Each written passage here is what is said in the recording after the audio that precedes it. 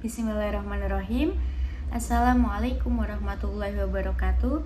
Yang saya hormati dosen pembimbing mata kuliah metodologi penelitian PAI yaitu Bapak Dr. Muhammad Andi Hakim M.Hum. Perkenalkan, nama saya Syarifah Wardatus Sofa, mahasiswi semester 4 Universitas Islam Negeri Cyber Syekh Nurjati dengan NIM 22811311124. Saya akan memaparkan proposal skripsi dengan judul Analisis Pelaksanaan Pendidikan Karakter dalam Pembelajaran PAI menggunakan metode pembelajaran berdiferensiasi di MI Al-Fatonah Jakarta. Latar belakangnya ialah pendidikan memegang peranan penting dalam pertumbuhan dan pembangunan negara. Kualitas pendidikan ini mempengaruhi kemajuan budaya suatu negara. Jadi setiap guru harus mahir dalam teknik pembelajaran yang sesuai dengan kebutuhan siswa. Karena setiap siswa ini memiliki keunikan yang berbeda mengenai bagaimana mereka suka mengakses, memproses, dan memahami pengetahuan. Pembelajaran berdiferensiasi ini adalah teknik yang digunakan untuk memenuhi kebutuhan unik setiap siswa.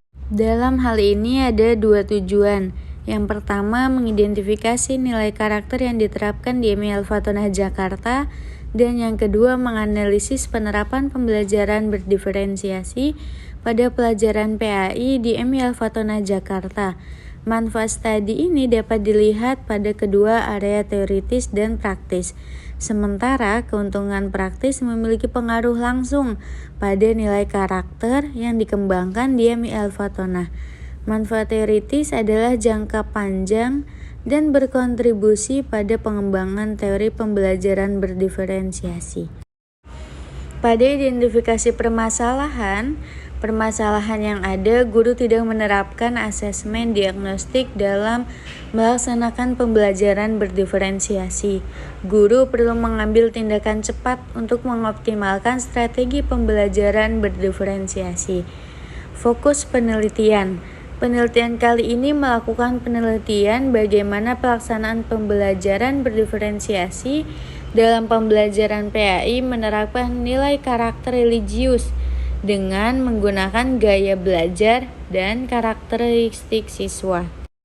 Signifikansi ilmiah berkaitan dengan kemajuan ilmu atau kegunaan teoritis, dan signifikansi praktis berarti bahwa penelitian ini dapat membantu memecahkan dan mengantisipasi masalah yang terkait dengan subjek yang diteliti. Metode penelitian. Penelitian ini menggunakan metode penelitian kualitatif dilakukan di lapangan. Jenis penelitian ini menggunakan studi kasus. Sumber data.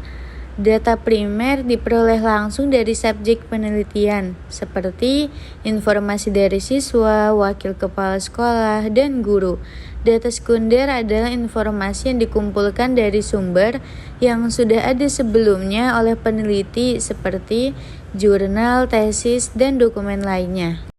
Kemudian pada metode pengumpulan data, proses pengumpulan data ini melalui observasi dan wawancara dilakukan oleh peneliti di MI Al-Fatonah Jakarta untuk mendapatkan informasi pembelajaran. Teknik analisis data. Pengumpulan dan analisis data adalah komponen penting dalam penelitian, terutama untuk penelitian kualitatif. Reduksi data, penyajian data, membuat kesimpulan dan verifikasi adalah langkah-langkah penting dalam pendekatan analisis data sistematik. Ini melibatkan pencatatan, peringkasan, dan penyajian data dengan naratif atau visual. Selanjutnya adalah kajian teori.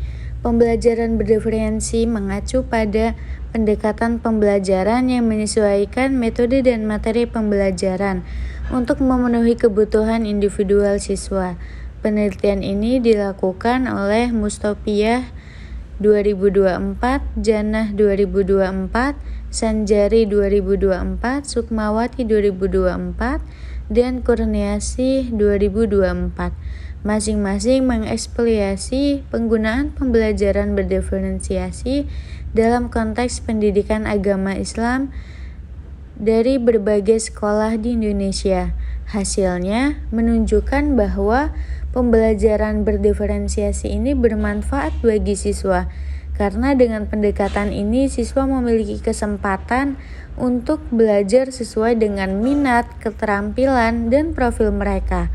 Hal ini membantu meningkatkan tingkat pemahaman siswa. Pembelajaran berdiferensiasi juga memberikan kesempatan bagi guru untuk mendukung siswa sesuai dengan kebutuhan individual mereka. Selain itu, penelitian menunjukkan bahwa kerjasama antara sekolah dan orang tua siswa merupakan faktor penting dalam keberhasilan pembelajaran berdiferensiasi, karena pembelajaran berdiferensiasi juga memungkinkan pengalaman belajar yang lebih organik untuk siswa, dimulai dari kemampuan dasar masing-masing siswa. Ini menunjukkan bahwa pembelajaran berdiferensiasi dapat menjadi pendekatan pembelajaran yang efektif dalam konteks pendidikan agama Islam di Indonesia.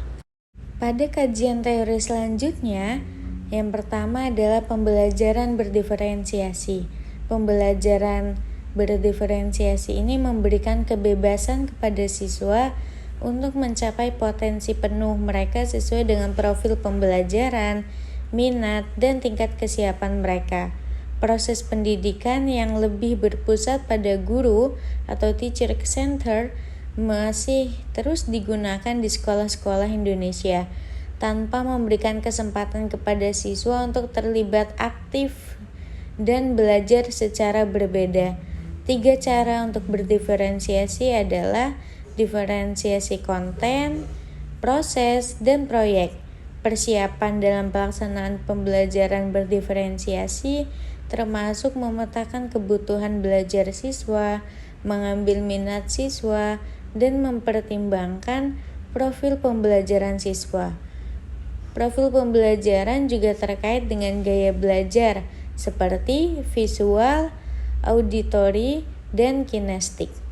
Pendidikan karakter. Pendidikan karakter di sekolah bertujuan menghentikan degradasi karakter generasi masa depan.